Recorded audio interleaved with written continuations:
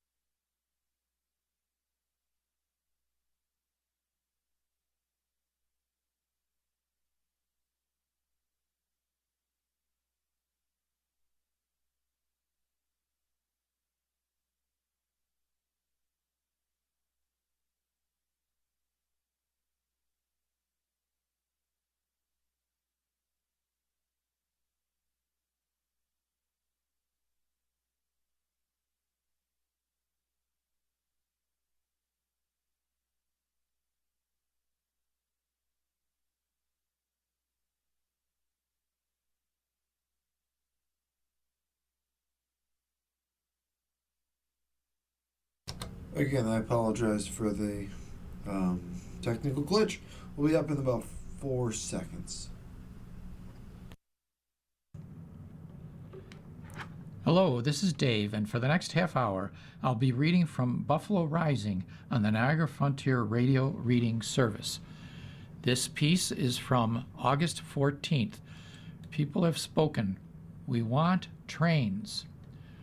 The crowds that gathered north of the Buffalo River to see the big boy arrive in June could hear the ginormous steam engine long before they could see it. They could hear its steam whistle echoing through the South Buffalo rail yards. They could hear it as it approached the lift bridges over the river that are immortalized in Charles Birchfield's painting Black Iron. Finally, they got their first glimpse of it through the bridge trusses, and hundreds of cameras began clicking, at least to the extent that cameras still click these days. Proudly and loudly, Union Pacific 4014, the largest operating locomotive in the world, steamed past the hundreds of eyes and lenses focused on it. The piercing sound of its whistle and the thundering dynamics of its mechanics made it felt and heard as well as seen. For days after seeing the big boy on all 3 days of its visit to the Buffalo Metro, I was still hearing that sound. After 2 months later, I'm still thinking about the immense crowds that turned out to see the locomotive inbound, outbound, and on display at Norfolk Southern's Bison Yard in Sloan. This was among the longest stays on the eastern leg of Big Boy's coast-to-coast tour, which ended last month. Shuttle bus counts pegged the crowd at the public display at 28,000. Having been in that crowd myself, I believe the number. So coupled with the thousands who watched the train inbound and outbound, well over 30,000 saw the big boy in the region. Over 30,000. Who was in those ginormous crowds drawn by the ginormous train? All ages, for one, especially kids and kids at heart, and not just locals from around the region. I talked with people from out of state and even out of country who came here to see the train. There was no shortage of rail fans, and really, who wasn't a rail fan when Big Boy was in town? And plenty of described foamers who actually chase trains and photograph trains the way paparazzi chase movie stars. It was a ginormous object lesson in what we already knew. People love trains. They will also go a long distance to see trains, and they will spend lots of money to see trains.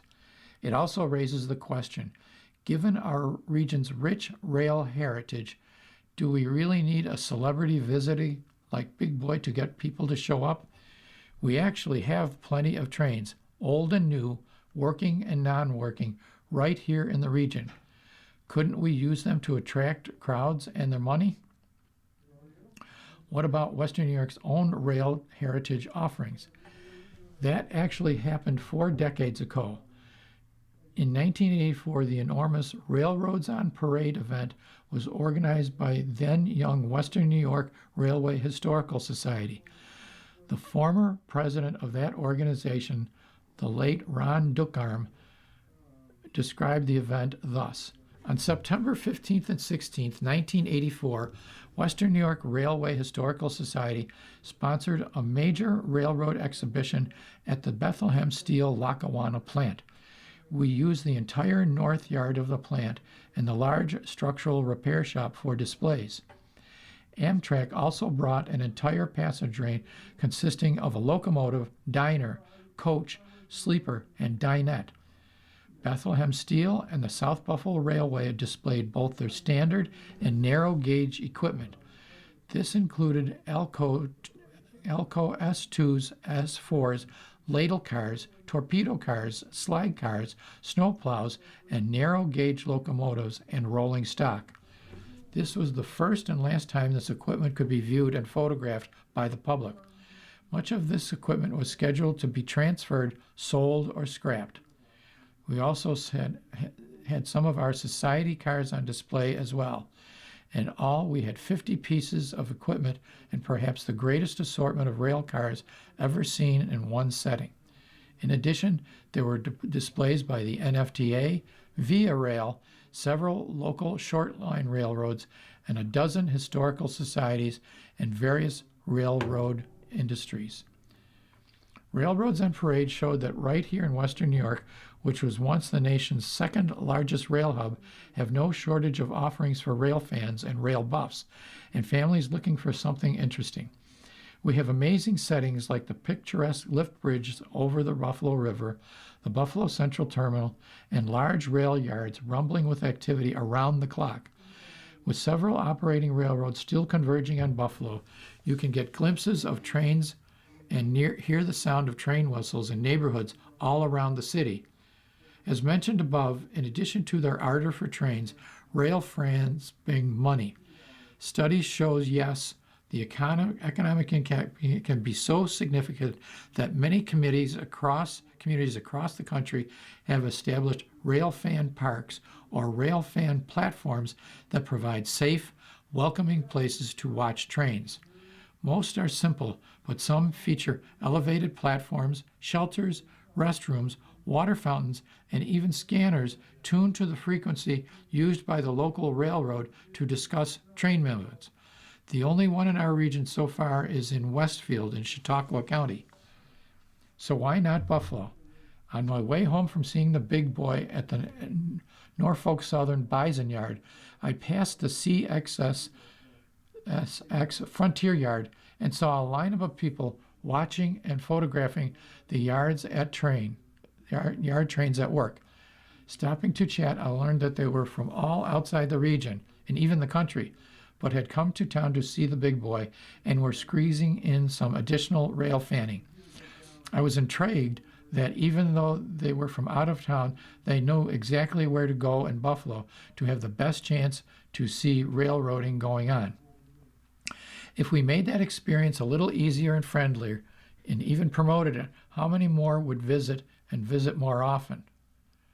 As for seeing old locomotives and other heritage rolling stock, we don't have to wait years or decades between major events like Railroads on Parade or occasional visits by celebrities like the big boy.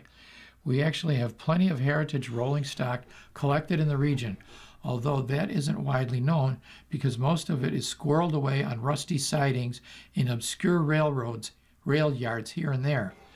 According to local rail buffs, there could be as many as 100 pieces of heritage rolling stock and rail equipment around the region, including freight cars, tank cars, track cars, passenger cars, cabooses, or do you say caboose, equipment like cranes, and rail snowplows. The locomotives have many types, including several steam engines, which, as the visit of Big Boy demonstrated conclusively, there are the charismatic megafauna of rail heritage, much of it waiting for a permanent home. Some of this rolling stock does have more visibility displayed outside of the many depot museums found all around the region. These depot museums are fun to visit and generally run by dedicated volunteers. Some of them are also jumping off points for excursion rail operations where you can actually take an old-fashioned train ride. Buffalo Rising had an article 5 years about a visit to the Attica and Arcade that gives a good idea of the experience. Western New York seems to have an exceptional number of such depot museums and rail excursions. So with our region's extensive railroad history, our still active railroading present, and extensive coalition of heritage rolling stock, depot museums, excursion rail opportunities, and last but certainly not least, a dedicated volunteer corps of rail buffs, why can't we leverage all of that to draw large numbers to Buffalo and Western New York year-round, year after year, instead of only once in a blue moon? Why aren't we a rail heritage mecca? Where is Buffalo's big rail heritage draw? The answer seems to me that we haven't yet been able to create the big draw, a rail museum of statewide and even national significance. But over the years, that goal has proven elusive, and much of that heritage rolling stock remains parked and stored at several locations around the region. In fact, while waiting at the Heritage Discovery Center for the big boy to arrive, I noticed that Western New York Railroad Heritage Society had display boards showing some of their rolling stock because it is stored off-site, some of which can be seen in the photo gallery at the end of this article. I talked about this with old friend Mark Lewandowski, former board chair of the Central Terminal Restoration Corporation and current trustee of the Western New York Railroad Historical Society. He told me that having scattered sites creates challenges for maintenance, restoration, and security, although they plan to lay several tracks side by side behind their parking lot so more of the rolling stock can be consolidated there from other sites. Western New York came closest to that goal a decade and a half ago when the buildings at the old Buffalo Color Plant on Lee Street became available after Ontario Specialty took over the site. All of this was announced in 2010 at a big event with the mayor, county executive, state senator, and even a guest steam engine, as Buffalo Rising reported. Plans advanced even further in 2013 with an architectural project by the UB School of Architecture and Planning, which I saw presented at the Heritage Discovery Center. That work explored reuse of the soaring spaces of the powerhouse and acres of surrounding site for a major rail museum. There was even a 3D fly-through at the proposed space. Clearly, this would have been a rail museum that went far beyond regional significance. From the get-go, if constructed, it would have been the most significant rail museum in the state, and even notable at the national level. At the time, everything seemed to be on track to move forward.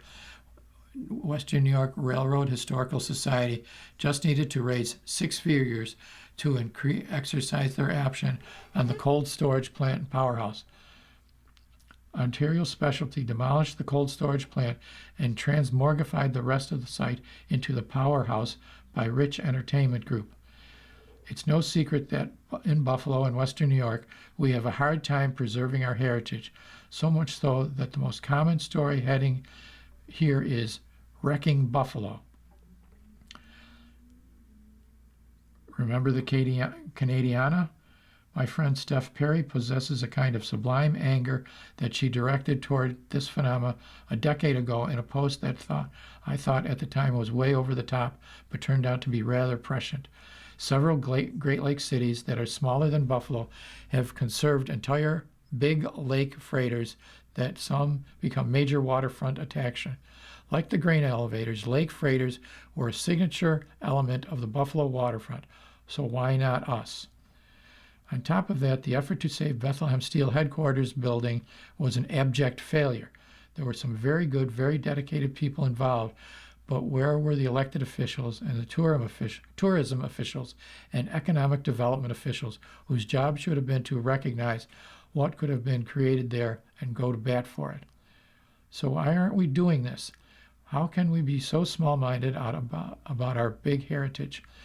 Ironically, as big as we once were, and despite all of the big things we once did, we no longer seem to be big enough to conserve what's left and properly show it off. For one, deindustrialization and depopulation left us too poor. In today's winner-take-all innovation economy, big cities are continually draining away our best and brightest, leaving us struggling to find and retain the talent and leadership we need to do big things. In similar fashion, a critical element to creating a major railroad museum in Buffalo may be state involvement.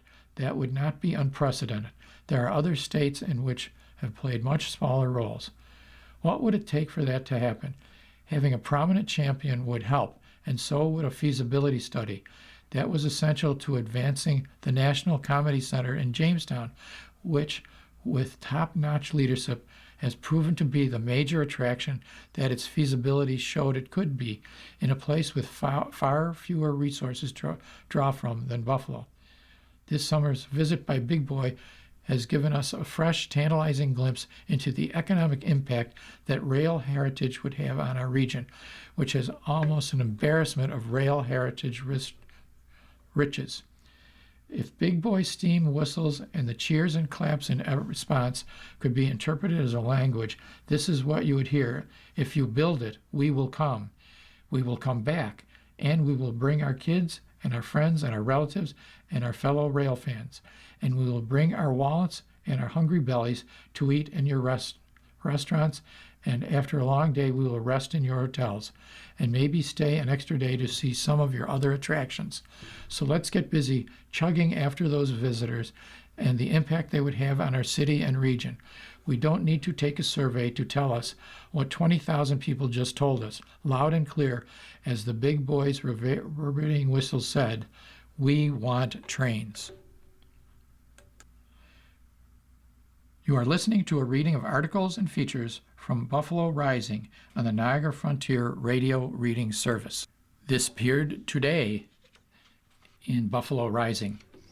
Long Way Home, 40 Years of the Goo Goo Dolls. Long Way Home explores Goo Goo Dolls' rise from local Buffalo venues to international acclaim. Buffalo's favorite hometown hero band, the Goo Goo Dolls, will be honored in a very special way this fall. On September 17th, the Buffalo History Museum will pay tribute to the band as it rolls out an exhibit laden with instruments, photographs, posters, memorabilia, and stories of the band's rise to fame. Long Way Home explores the band's rise from Buffalo's local venues to international acclaim through instruments, photographs, posters, memorabilia, and stories of the cities and community that shaped their early years. When people think of Buffalo, they think of the Bills, chicken wings, weather, and the Goo Goo Dolls. That says a lot for the band, which never forgot about the city that always held them high upon a pedestal. Similarly, the band had never once wavered in demonstrating its appreciation for its hometown fans. Bass player Robbie Takak calls Buffalo home and has made it his mission to help young Western New York musicians rise through the ranks. From forming high school bands to playing local clubs to being showcased at Music is Art, Saturday, September 12th from 11 a.m. to 11 p.m. Now it's time to get to know the band on a more intimate level. Get ready as the Buffalo History Museum prepares to take a deep dive into the life and times of the Goo Goo Dolls, coming September 17th. Current and new members will have access to a registration for members-only preview of Long Way Home, 40 Years of the Goo Goo Dolls, before the exhibit opens to the public. Member preview night is Wednesday, September 16th. Doors open at 7 p.m. and the exhibit is open until 9 p.m.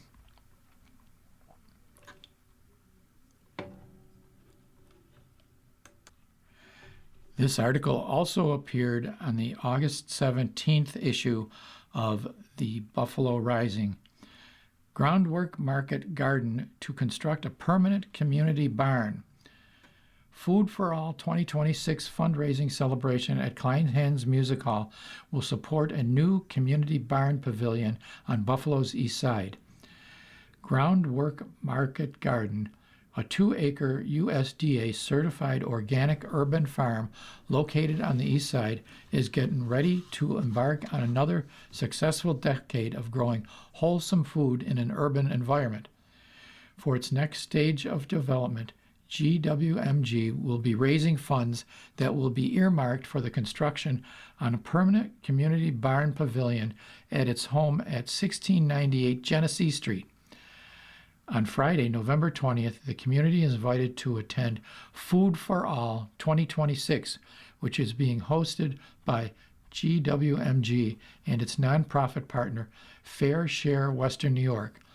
The event, to be held at Kleinhans Music Hall, will celebrate a decade of growing food as well as the next chapter in this wholesome, ever-growing story. Food for All 2026 will bring together more than 300 community members, supporters, partners, elected officials, food system leaders, and advocates to celebrate what has built over the past 10 years and help launch Groundwork's next chapter. Over the course of the last 10 years, GWMG has become a hub for organic produce on the east side. It's also become a community hub in general, with a dedicated farm stand and Tuesday evening gatherings throughout the summer featuring garden flow yoga, pizza by Andrew, and refreshments from the Cider Project. The addition of the permanent barred pavilion will allow the farm to do what it does best, while providing a weatherproof location for expanded year-round offerings. The key goals of the expansion are community gathering, creating dedicated spaces for neighbors to connect, share knowledge, and host family-friendly events. Educational workshops, providing hands-on learning opportunities focused on sustainable urban gardening and soil health. Food security, supporting local neighborhood revitalization and increasing fresh produce available on Buffalo's east side. When we started Groundwork 10 years ago, our goal was to grow good food in our neighborhood, said Maida Pozantidis, co-founder and owner of Groundwork Market Garden. Over the years, the farm has become so much more than that. It has become a place where people shop, learn, volunteer, share meals, and build relationships. This pavilion is an investment in making sure there's a permanent space for work to continue and grow for the next decade. The new pavilion will provide a permanent, weather-protected home for the Groundworks Farmers Market, educational programming, volunteer projects, workshops, and community gatherings. At this stage of the game, New York State Urban Farms and Community Gardens Grant Program have dedicated $30,000 towards the overarching goal of $50,000. The goal for Food for All 2026 is to raise $20,000, which will signal the green light for the new barn pavilion project. Aside from the new barn, GWMG has also embarked on the Leslie Street Community Garden. 5 formerly vacant lots across the street are being transformed into space for growing food, learning, gathering, and connecting with neighbors. It's easy to see that GWMG is making some remarkable advancement when it comes to providing more food security for urban neighborhoods that have been deemed food deserts for far too long. You are listening to a reading of articles and features from Buffalo Rising on the Niagara Frontier Radio Reading Service. 2026 Scarecrow Trail at the Botanical Gardens. The Botanical Gardens has come up with a fun new way for all of us to enjoy the fall season. This year they are introducing a Scarecrow Trail to their event lineup, which sounds like it's going to be the perfect set for a spooky good time. It is interesting to note that the scarecrows of record were created by the Egyptians to protect their wheat fields along the Nile River. Many other cultures utilized the scarecrow to defend their crops. Each culture had their own distinctive decorative customs and distinctions, from utilizing actual people to scare off critters to dressing up scarecrows in togas. Of course, when we think about scarecrows in general, it's hard not to recall watching The Wizard of Oz. And while the character in that film was jovial, more often than not we tend to think of the scary nature of scarecrows. That's particularly thanks to DC Comics' The Scarecrow, who first appeared in comic books in September of 1941. It's also due to scarecrows being heavily linked to Halloween. As for scientific reasons, we look to scarecrows as being scary due to their uncanny valley effect, which means that we view them in a strange, emotionally charged way. They look human, but they are certainly not human. Our minds have a hard time coming to grips that this human-looking form is so lifeless and alone. Therefore, we deem it as scary. These days, farmers use high-tech forms of critter deterrence, such as automated lasers. That means that scarecrows are more nostalgic rather than utilitarian. Thankfully, the Botanical Gardens understands that people still possess a strong emotional connection to scarecrows, whether it's due to their whimsical nature, their scary appearance, or their individualistic artistic flair. Regardless of the reasons that we feel so drawn to scarecrows, we simply cannot escape a certain fascination that emotionally binds us to them. Experience this fun-filled feature exhibit dozens of show-stopping scarecrows of all shapes and sizes that make for a must-see exhibit this fall. Cozy up inside our conservatory, enjoy a family-friendly day out complete with the beautiful scenes of our vibrant plant collections and seasonal displays of mums, ghosts, and more scarecrow surprises, says the Botanical Gardens. The family-friendly Scarecrow Trail will be open for viewing from September 19th to November 2nd. This article first appeared on August 3rd. Place-making projects in downtown and at the waterfront. Buffalo Urban Development Corporation, in partnership with the City of Buffalo, Buffalo Place, and funding partners from the M&T Bank Charitable Foundation, have officially unveiled a series of place-making projects downtown and along the waterfront. The place-making projects include painted crosswalks, street furniture, planters, and wayfinding. In recent months, the BUDC and its consultant team, MIG Incorporated, Highland Planning, and Lou Engineers, and partners at the City of Buffalo engaged local stakeholders, businesses, and the public to come up with some key urbanist installations that are designed to make Buffalo more walkable and more enjoyable. BUDC's placemaking project involves 3 placemaking installations. Roosevelt Plaza, closing and painting Genesee Street between Main and Huron Streets to allow for expanded seating and programming. Also, new lighting, colorful furniture, and planters. Commercial Street and Marine Drive next to Explore and More Children's Museum, enhancing the crosswalks and bicycle lanes, adding colorful jersey pairings, and intersection street mural. Michigan Street near Broadway, within the Michigan Street African American Heritage Corridor, traffic calming elements, colorful crossing enhancements, plantings, and sidewalk painting. The project will include restoration of the iconic African American Heritage Corridor.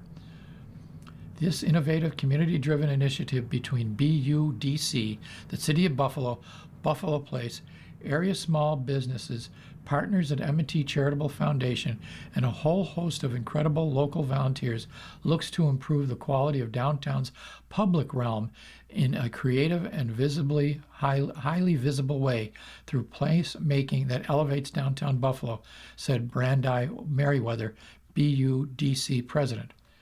A vibrant downtown does not happen by accident. We have to create public spaces where people want to walk, gather, spend time, and support local businesses, Mayor Sean Ryan said. These projects, along with recent placemaking work in Niagara Square, show how thoughtful improvements and creativity to public spaces can bring new energy to downtown. I want to thank BUDC, Buffalo Place, and the M&T Charitable Foundation, and all the businesses, volunteers, and community members who worked with the city to bring these projects to life. Projects like this demonstrate how thoughtful investments and strong partnerships can transform public spaces and connect communities, said Don Ellick, Senior Vice President, M&T Charitable Foundation Regional Manager. M&T Bank is proud to support this effort, and we're grateful to our employees, volunteers who contributed to their time to make this project a reality. Good morning. Welcome to another broadcast day in the Niagara Frontier Radio Reading Service, a private